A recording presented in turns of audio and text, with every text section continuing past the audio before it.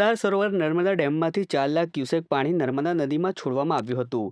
જો કે તેના કારણે ભરૂચના ગોલ્ડન બ્રિજ નજીકની જળ સપાટી 27 ફૂટ સુધી પહોંચી હતી અને જિલ્લાના 48 ગામોને એલર્ટ કરવામાં આવ્યા હતા અને ભરૂચ તાલુકાઓને સંભવિત પૂર પીડિતો જાહેર કરવામાં આવ્યા હતા.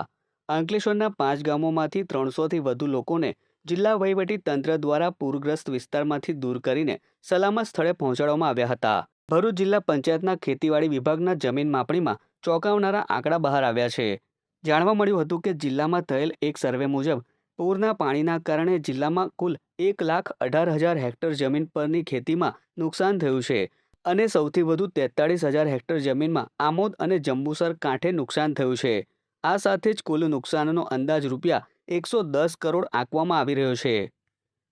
ગુજરાત રાજ્યના મુખ્યમંત્રી ભૂપેન્દ્ર પટેલ દ્વારા ખેતીમાં નુકસાન સંદર્ભે ₹350 કરોડનું સમર્થન પેકેજ જાહેર કરવામાં આવ્યું હતું, પરંતુ આ સહાય ખેડૂતોને હજી સુધી મળી ન હોવાનું સૂત્રો દ્વારા જાણવા મળ્યું છે.